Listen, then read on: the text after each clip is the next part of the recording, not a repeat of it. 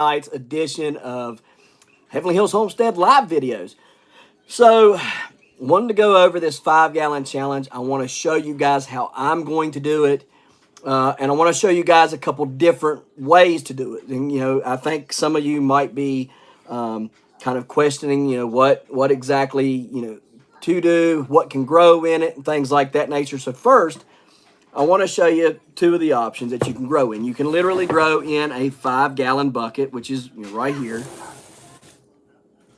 Or you can grow in a tote or container that can hold 5 gallons of dirt or less, okay? You must not go over 5 gallons. It must hold 5 gallons.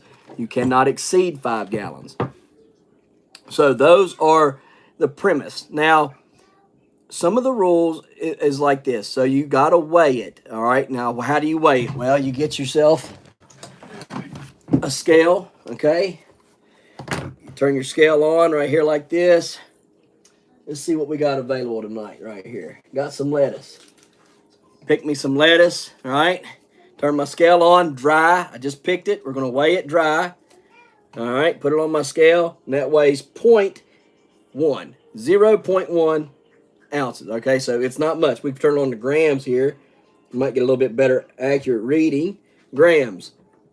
4 grams. That's 4 grams of lettuce right here, okay? So 4 grams of lettuce right there. Now, that will be how you weigh it. And then what you'll do is you'll shoot a video or take a picture of this, of the lettuce on the scale and whatever the weight is, okay? You can do a short video, you can do a picture and then post it to community, or you can do a video on your harvest that week, or you can add it into a already existing video that you are shooting with the hashtag insert 5-gallon challenge so that we can go and we can look and see how much you weighed.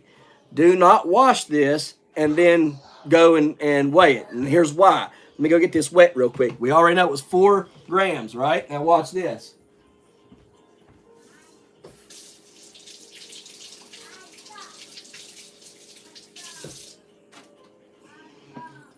All right, I just washed it, right? Here it is, it's wet.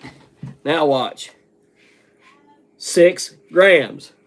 It added 2 grams. Now that's not a lot, but it's still, if we're doing this, you guys are going to be helping me make some data, because I think it's important that people understand how much they can grow in a container.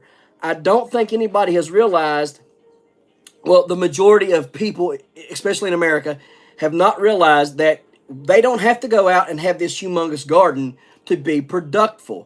They can have a 5-gallon bucket or several 5-gallon buckets or some totes or grow bags, whatever, and they can grow some food and be successful right there in their apartment, their small house, whatever. Maybe they just have a nice little house, but they don't have any room for a garden or raised beds, right? They're stuck in the city side by side where they have just enough area to walk between the houses. You don't have room for a garden. So this right here lets you put 5-gallon buckets up. It lets you grow. And then in the summertime, you can grow it outside. This is all about getting some data. How much food can we grow in the wintertime in the northern part of America, okay? How much food can be grown in a 5-gallon bucket successfully, all right? And that's what it's for. And it's for us to have fun and interact as channels and be able to have cross viewership and all that stuff. It's just to have fun, all right? But it is for the data, okay? Because I do want the data on this, because I'm very interested in that. I really want to know how much food can be gotten out of a 5-gallon bucket. Now, you are not limited to anything in a 5-gallon bucket, and here's why. I had some people asking earlier today, well, can you grow X, Y, and Z in it? You can grow anything in a 5-gallon bucket. In fact,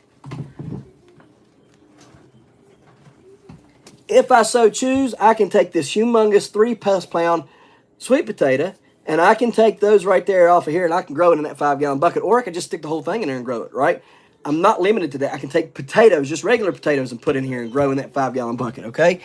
You're not limited to anything. I have a pumpkin in my grow room. It's a giant field pumpkin, come off the state record. I had sprouted some just to germ test them, and I got a humongous plant growing in a 2-gallon pot in that grow room in there, okay? I mean, most people wouldn't think to do that. You can grow squash in this. Let's go over some of the things that we can grow, okay? Squash, crook neck or straight neck summer squash would grow great in this. Okay, you can even do vertical. Okay, you start that plant out, and these plants, a lot of people don't know, but these plants are vining plants. They don't vine out as aggressive as a pumpkin plant or some of the other squash plants, but they do vine out. And so what you can do is you can hang a hook in the ceiling, run a string down, okay, and as this grows and climbs, you just wrap the string around it and let this stuff grow vertically in your 5-gallon bucket. And then you can surround it with something else, fennel or, cilantro or lettuce, whatever you want to put in with it. And you can get as much as you can out of that 5-gallon bucket. Now, if you're looking for more surface area, here's kind of the catch with all this. If you grow in a 5-gallon bucket, you're only limited to the circle, and you got all that dirt. The dirt underneath there gives you a lot of space for a lot of good, strong roots that will pump up nutrients, so you might be able to get more fruit quicker off of your, or more production, right? Because you got more water, you got more feed that can be held, more roots, and that essentially grows your plants faster and more productive. But you ain't limited to that. You can go to this right here, okay? And this is a pretty decent sized tote and would work great for everything that you would want to grow. And it allows you to take you got good depth still, so you would still have good deep roots or pretty decent sized roots, right? And then it gives you all this surface space right here, right? So you've spread out that 5-gallon bucket into a much bigger surface space, and it allows you to grow more, okay? And then what you can do is you can split this up into sections. You can have your peas, your sweet peas, running right here, this is what I did last year. I grew sweet peas on one end, and then I had a little bit of cilantro, a little bit of, goodness, what is that stuff called? You got the purple stuff over there. I can't think of the name of it right now. We'll look at it in a minute. Anyhow, I had some lettuce. I had some of the benihashi. That's what it was. Had some of that growing in there and some other stuff growing in it. And it grew well. And it grew really, really well in this right here. In fact, it grew all the way till summertime. And I took and transplanted a lot of that stuff out in the yard. And it grew all summer. So, I mean, I had a really long grow time out of that tote. And that's something else that you guys can do. You can start that stuff, grow in it, harvest what you can out of it. When spring, summertime comes, you can take and do whatever you want. Like I said, you can grow potatoes in this, and you'll find out what your end harvest is on April 15th, okay? You can grow other root crops in this, rutabagas, carrots, parsnips, any kind of, beets, whatever, any kind of root. You can sow as many times as you want radishes in this. If you want to grow radishes, and every 20 days, harvest the radishes and re-sow them, you can do that, okay? You're not limited to that because you're growing in a 5-gallon bucket. That is the challenge, okay? How much production can you get out of a 5-gallon bucket? So I wanted to kind of explain a lot of that to you guys so there's no confusion about what can be grown in the 5-gallon bucket and how it can be grown in the 5-gallon bucket. Or does it have to be literally grown in a 5-gallon bucket? Basically what we're saying is 5 gallons worth of dirt. That's basically, at the end of the day, that's what it is. It's 5 gallons worth of dirt, okay? So, here's some things that we got. We got some greens and some root crops. You can grow celery in it, some other things. We've been over all these seeds right here that I have in my hand. Okra. You can grow okra in this thing. Okra grows nice and tall. If you plant one okra in the center of that 5-gallon pot, you can let that thing climb and grow. You'll get several okras off of that every week. And okra weighs good weight, right? And then you can have other stuff growing around it. Here's all of our sweet peas that we have saved right there. Okay, you can grow those. You can grow cucumbers in it. But if you're going to grow cucumbers, let me tell you, you need to have the pantheocarpic type of cucumbers. Unless you want to hand pollinate, okay, you need to have the ones that are pantheocarpic. And let me see real quick, just so you guys can kind of know like what is, what would be considered a pantheocarpic variety. All right, so let's see here, where we got. So these, the bait alphas, this is a pantheocarpic cucumber. You do not have to have any male production out of this at all. In fact, I believe all of them are females, and they have the pollen within the end of the female. And so basically wind and just vibration just like a tomato, will pollinate these. So this is a good one to have growing indoors. Again, it's the bait alpha. Okay. And in fact, I have some of those over here in this growing. The other kind is the muncher. Okay, this is another Pathiocarpic one and would be great to grow in the house. Now, like I said, you can grow any cucumbers you want. Just know that you will have to pollinate. You will have to take a male and pollinate it to that female in order to get any type of production. But you're not limited to that. And the same thing goes with your squash. Your squash, you're going to have to hand pollinate. They're a little bit easier to hand pollinate because their flowers are much bigger than a cucumber flower, where you might be able to use one squash flower to pollinate a squash indoors. I would recommend probably using 5 cucumber flowers, male cucumber flowers, to pollinate a female if you don't have a Pathiocarpic type. Now, something else you can grow indoors, fairly easy. Now, it will not grow. Let me just kind of tell you this first. Your easiest crops to grow, if you don't want to have failure, your easiest crops to grow are going to be your radishes and some of your other root crops like turnips and things, okay? Once you get to rutabagas and stuff, you get a little bit more complex in kohlrabi and stuff. But if you stick to radishes and beets, pretty good success rate, okay? The next thing that's really simple to grow indoors is any type of green. Your lettuces, your cabbage, your Brussels sprouts, so I guess your green leafy stuff, brassicas, whatever you want to call it, right? So those are more of what you can grow indoors with very ease and simplicity, okay? Once you start getting into okra and you start getting into tomatoes and cucumbers and things, the doors start getting a little bit narrower, okay? Cucumbers, like we had already talked, unless you got a Pathiocarpic one, you have to get out there and you got to pollinate all those flowers. You have to wait for the flower to open and pollinate it. If you got Pathiocarpic, not that big of a deal. Just kind of go over and tap it. It pollinates itself. If you're going to grow squash, you got that same deal. You're going to have to grab it and pollinate it, etc. Tomatoes, they're easy, but they're hard. I think the hardest part comes in for tomatoes is the heat. We don't have the heat indoors to really grow them, or okra. I mean, we keep it 69 in this house. 71 is about the highest we'll let it get, okay? But normally it's about 69 degrees. And so we just don't have that real big push. And even under our grow lights, 78 degrees under these grow lights in here, and I still have some of these tomato plants that just aren't really doing much. They're kind of meh, you don't have me where I want to be, right? And so I see that a lot with tomatoes. Tomatoes are very, very hampered indoors. I think it's very, very difficult to grow them.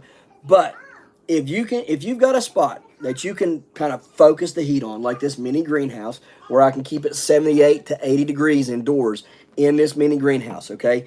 You could put that tray under here, this right here, you could put that under there, and you could let it rock and roll. It would get all the light it needs, all the heat it needs, and you guys would be done, okay? You'd be able to grow you some really nice tomatoes.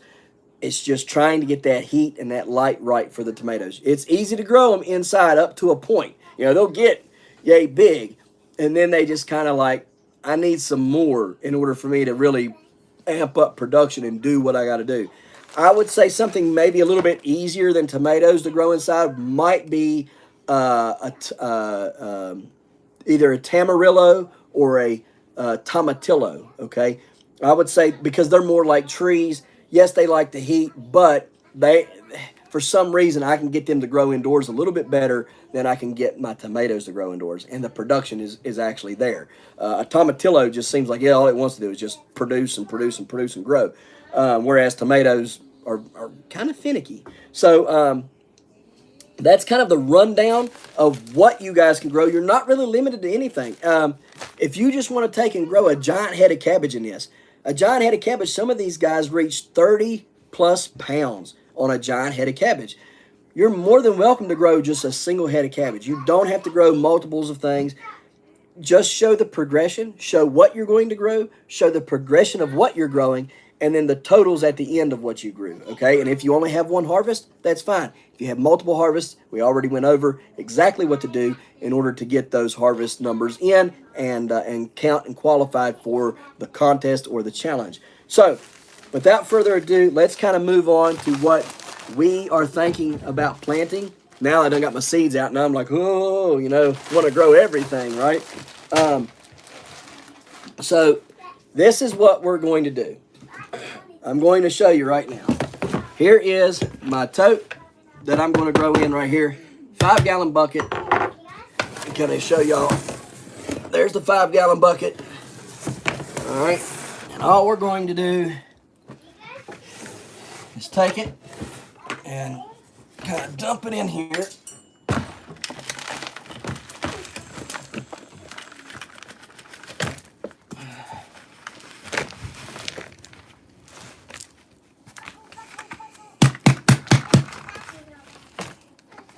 All right. There is my 5-gallon worth of dirt. Oh, I still got some in the bottom I have to beat out of it. All right, let me get this kind of pushed around here.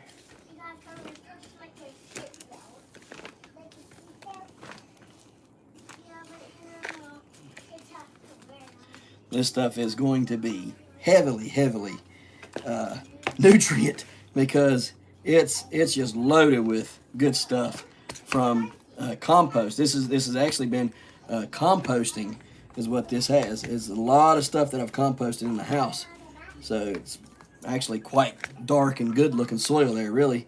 Let me get the rest of it out of the bottom here.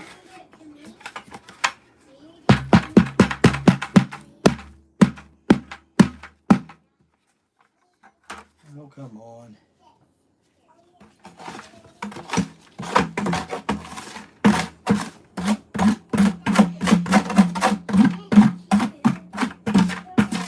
The other thing you want to be very, hang on a minute.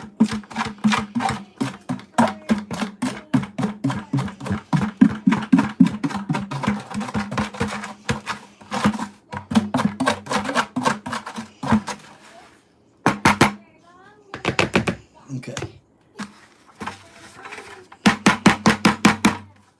Sorry about all the noise. So, the other thing that you want to be pretty aware of, all right, while I'm thinking about this, is you guys want to be sure that you watch how much water you get in those 5-gallon buckets. Because here's the thing. If you don't have holes in the 5-gallon bucket, which I recommend that you be careful with that, especially indoors. You can start putting out water, not know it, and then cause a mess, okay? So unless you got a tray or something to put in there, be very careful if you use holes, okay? If you do not use holes in your 5-gallon bucket, because I know most of us don't want to ruin our 5-gallon buckets. If you're like me, I don't want to drill a hole in it. So what you want to do is you want to be very careful with how much water you're giving, okay? Maybe even get a meter, okay, a soil moisture meter, stick down in there and kind of know, or even drill a hole, kind of high and add, that way you can run in an angle and get down there in the bottom. If your roots hit the bottom and it's staying wet in that, that last couple inches there, all right, you could cause yourself some problems, some disease problems, some, other problems, and it doesn't get as good as airflow. Now, you will notice on this tote right here, I have holes drilled in this tote, and then I plug them up with tape. All right, now, if I notice that I'm getting too wet, I just come pull the tape off, stick it above the hole, let it air out some over a few days, stick the tape back over it, and go back to doing what I'm doing, and I don't have any worries about water dripping out or anything, okay? So that maybe that's a option for you guys as well. So what we're going to do is plant what we want to plant here. So we've got peas. So I know we want to grow some peas indoors. Peas was pretty easy. I'm going to plant them very, very thick because peas will hang on themselves. They like to support themselves. Okay, now these are I believe sugar daddy peas. All right, and they kind of tend to hang on themselves a little bit better because they are a shorter plant. I think they only get roughly 16 inches or something like that, 16, 20 inches on these sugar daddies, I believe. So they don't get real tall like some of the other ones, 4 foot or whatever. So those are one thing that we're going to be planting in there. Then we're going to get some of this okra. We're going to get to some of this this Clemson spineless okra. All right, we want to grow some of that in here. So let's plant just a few of these. Now, I'm not going to plant these as heavy. I'm going to plant 4 of them, five of them. We'll plant 5 of them in here. And then what we'll do is we will thin them out, okay? We'll thin them out to match however much we got. And the reason why I'm doing it like this is so the peas can kind of grab the okra and kind of, as the okra climbs, whatever the peas need, they kind of can climb as well and kind of support each other. Okay, so I'm thinking right there, there, there, there, and there. So there's that. Got those planted. Cilantro done amazing in this system last year. And so, we'll break out our greens bag here. That's a lot of seeds, y'all. I don't know if y'all can tell, but that is a lot of seeds. I mean, it's... It'll take me a minute to look through here. What we got here? Our celery.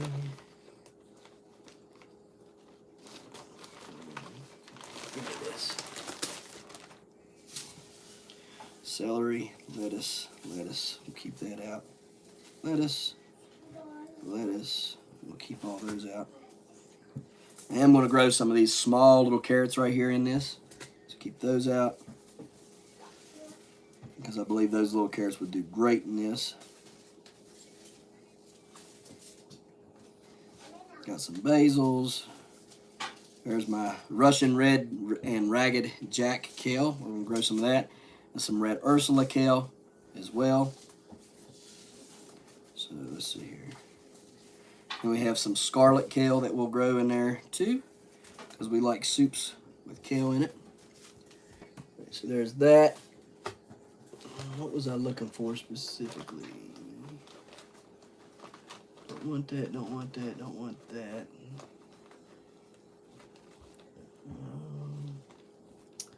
Goodness gracious, where is it at? And all you guys, let's see if we can find it here. Looking for cilantro, that's right, cilantro. Bok choy, bok choy, bok choy, bok choy, bok choy. Cabbage, cabbage, cabbage, Brussels sprout, cauliflower, common chives, slow bolt cilantro. There we go, got that out now. All right, I am going to put some lemongrass in here too. Like I said, you guys can just have fun with it, all right? It's trying to see how much space you can maximize. All right, so let's see here. A lot of cilantro. Probably should just plant it. We use tons of cilantro here, guys. I mean, we use it like crazy.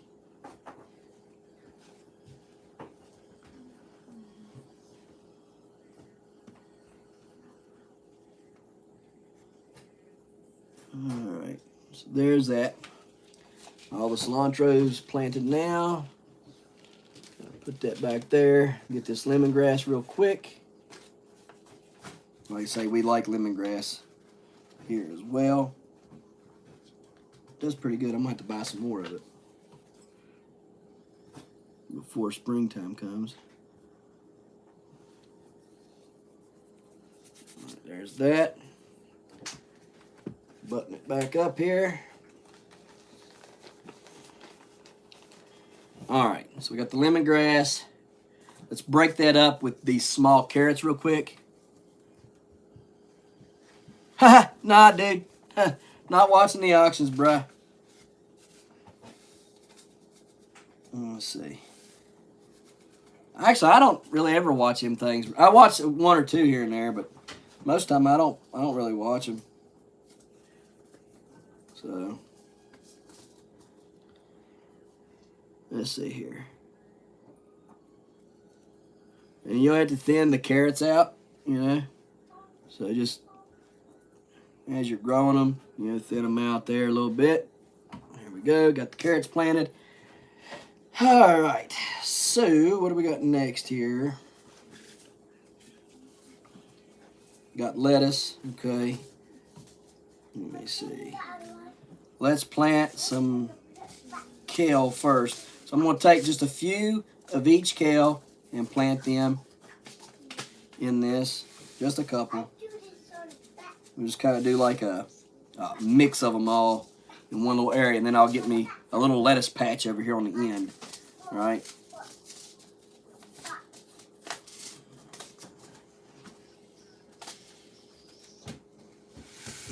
Oops, well, that was a handful. Didn't mean to do that. Dumped out a bunch. There's those. And last, I like this kale. This stuff here is some really good stuff. I like that a lot. Especially in soup and stuff. Alright, there's those. Now, got those lined out. So let's see here. I got the carrots there. So, sprinkle these all in here like so. Like I said, it's going to be, you know, pretty thick, and that's okay because it's not going to hurt a thing. All right, you're going to be able to thin it out as you need. The last thing that we're going to plant is going to be some lettuce. So let's kind of take a look at what we got here for lettuce. So we've got these little gems here, and then we've got the Rocky Top lettuce. And then we've got the Merlot lettuce. I think there's two of those. Yeah. So, that's a carrot. We don't want that. So, let me see. Which ones do I think would be the best? Let's try to grow these little they're real cool looking, right? Let's try to grow those. Because I've already got some lettuce over here growing over here in this thing that I really, you know, it's the other types of Rocky Leaf and the Rocky Top and the Merlot. I want to grow some of these little gems here because I think they're pretty neat looking. Now I got plenty of space here on this last little end. Let's scoot this over right here for these to kind of grow up and stuff. So let me just get a few of these out. Probably not that many. Let's see here. Just kind of sprinkle it down through there to where I can at least get them staggered. If they're growing well, I can get them staggered good enough to maybe grow two of them like this, or staggered. Alright, so there we go. So that is all that it's going to be, guys, right there. That's how simple this is, okay? Like I said, you guys can grow whatever you want to grow. I just know from experience that some things are a little harder to grow than others, and I want you guys to be successful in growing. I don't want you guys to get discouraged, right? And so my recommendation is kind of stick to things that grow easy. And then once you get that down pat, then you're more than welcome to, you know, start growing, you know, other things, you know. But I do know that it is very, very difficult to grow tomatoes inside the house once you get to a certain point. It's also hard to grow cucumbers once they get to a certain point and stuff. You know, so just don't try to set yourself some unrealistic goals. Stick with something that you know, something that will grow. Potatoes are easy to grow in the house, guys, in buckets. In fact, I would say I have better success growing potatoes in containers than I do growing potatoes out in the yard. For whatever reason, they just do a lot better for me in a container than they do out here in the yard. And I made that whole patch for them this year. Thought we were going to get a slew of potatoes. I planted literally a whole wheelbarrow full of potatoes, and I might have got like a box and a half, like a box like that big, you know, back out of it. It was just wasn't what I thought it should be or would be. Some of that may have been that I planted them in a spot that was maybe a little unconditional for them. You know, it wasn't the right conditions. They were a little bit shaded at the late part of summer. So maybe that was a fault of mine. I don't really know. But anyhow, guys, that is how we're going to do it. So here is my 5-gallon challenge right here. All right, guys. If you're going to join in, all right, thank you, first of all, for joining and making this a successful challenge, because without you guys, it's not going to be a success. But you guys are what's going to make it a success, all right? I've already went over the rules. You can see the other video from 2 days ago, another live that I done about the 5-gallon challenge. That was on Friday. So, yeah, join in. Every time you do anything, whether it's a picture that you're posting or it's a short that you're making or a actual video or you're posting within a video about your 5-gallon challenge, I encourage you to please hashtag 5-gallon challenge so that everybody can be aware, watch everything, and join in if they want. All right, I encourage everybody to join in and have fun and participate. We are going to have some pretty cool prizes. The second part to this is optional. I want to make sure you guys know the second part is optional if you want. You don't have to do it, but I think it would be very cool to show what you come up with, to, you know, what kind of recipe or something cool that you come up with to eat this. You know, do you make a sandwich out of it, or do you add it into soups? Okay, what are you going to do with your 5-gallon challenge produce, right? Your harvest. That's the second part to it. Everybody at the end of the challenge, we're going to have everybody's going to have, that participates in the challenge, everybody who participates will have a vote on who came up with the best, not entire, but one. Whoever came up with the best way to utilize your harvest, that person will be our second winner for this challenge. So, guys, this is the 5-gallon challenge, and sorry. So, thank you guys for watching. We're going to get out of here, edit some videos, and post them up. Guys, we appreciate you watching. We'll see you next time right here in the hollers and hills of West Virginia. See ya. Boom!